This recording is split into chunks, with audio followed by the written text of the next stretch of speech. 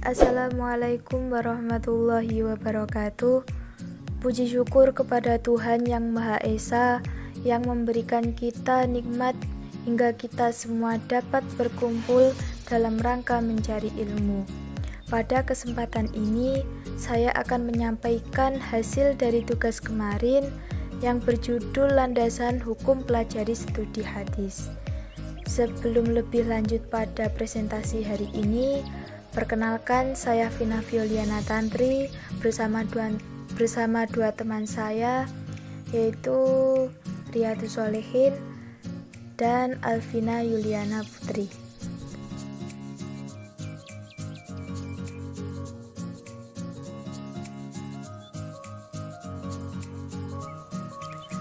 Langsung kepada subjudul materi kita hari ini, ada 3, yaitu pertama landasan filosofi, yang kedua landasan teologis atau dalil-dalil Al-Quran dan hadis, yang ketiga pendapat para ulama.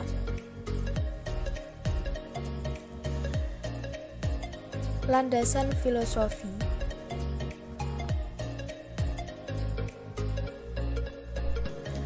Landasan filosofi atau akal. Di sini kami memberikan landasan filosofi dari filosofi kurikulum yang terdiri dari 4 bagian. Pertama ada esensialisme, yaitu aliran yang menekankan bahwa kurikulum harus menekankan pada penguasaan ilmu. Aliran ini berpandangan bahwa pendidikan pada dasarnya adalah pendidikan keilmuan. Implementasi mata pelajaran Al-Quran Hadis menurut aliran esensialisme akan lebih menekankan Al-Quran Hadis pada aspek kognitif belaka daripada aspek afektif. Siswa belajar Al-Quran Hadis akan lebih berorientasi pada pemahaman konsep-konsep Al-Quran Hadis daripada penerapan materi yang ada pada IPS atau IPA bagi kehidupan sehari-hari. Yang kedua, perennialisme, yaitu memandang bahwa sasaran yang harus dicapai oleh pendidikan adalah kepemilikan atas prinsip-prinsip tentang kenyataan, kebenaran, dan nilai yang abadi, serta tidak terkait oleh ruang dan waktu. Pandangan perennialis lebih menekankan pada transfer of culture, seperti dalam kurikulum Al-Quran Hadis yang bertujuan pada pembangunan jati diri bangsa pada peserta didik, yang menuju tercapainya integritas bangsa. Yang ketiga ada progresivisme, yaitu bagaimana mata pelajaran Al-Quran Hadis mampu membekali kepada siswa agar dapat memecahkan permasalahan-permasalahan yang dihadapi dalam kehidupan sehari-hari. Masalah-masalah tersebut misalnya kemiskinan, pengangguran, kebodohan, ketertinggalan, kenakalan, remaja, narkoba, dan lain-lain. Jadi, pembelajaran yang ditekankan dalam aliran progresivisme lebih bersifat implementatif. Yang keempat, rekonstruksionalisme, yaitu aliran filsafat ini lebih menekankan agar siswa dalam pembelajaran mampu menemukan empirik. Penemuan ini bersifat informasi baru lagi bagi siswa berdasarkan bacaan yang ia lakukan. Dalam implementasi pembelajaran Al-Quran Hadis, misalnya siswa mempelajari fakta-fakta yang ada di sekelilingnya. Berdasarkan fakta-fakta tersebut, akhirnya siswa menemukan definisi mengenai sesuatu tanpa harus didefinisikan lebih dahulu oleh guru. Mari kita lanjut pada subjudul yang kedua, yaitu landasan teologis atau dalil-dalil Al-Quran dan Hadis. Di sini kami memberikan 4 contoh, yaitu dari hadis riwayat Muslim,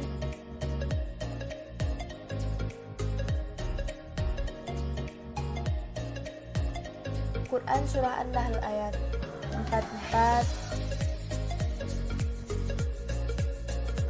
Quran Surah Al-Hasyr ayat 7,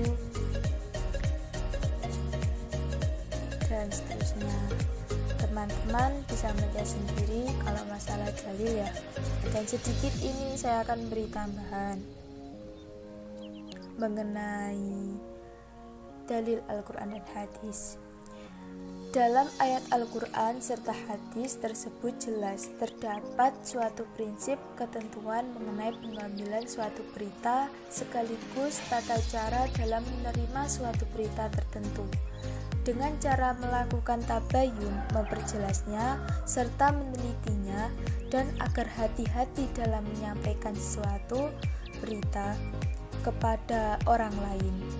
Dalam rangka melaksanakan perintah Allah dan Rasul-Nya itu, maka para sahabat telah menetapkan ketentuan-ketentuan dalam menyampaikan suatu berita sekaligus dalam hal menerimanya, terutama ketika mereka meragukan terhadap kejujuran dari Allah yang menyampaikan berita tersebut. Agar dasar ini, maka nampak jelaslah kedudukan serta nilai sanad dalam rangka untuk menerima atau menolak suatu berita. Lanjut pada subbab yang ketiga, yaitu pendapat para ulama. Pendapat para ulama bisa melalui ulum hadis, kesepakatan ulama atau ijma', lalu sesuai dengan petunjuk akal atau ijtihad. Lalu ada juga fungsi hadis sebagai sumber ajaran Islam.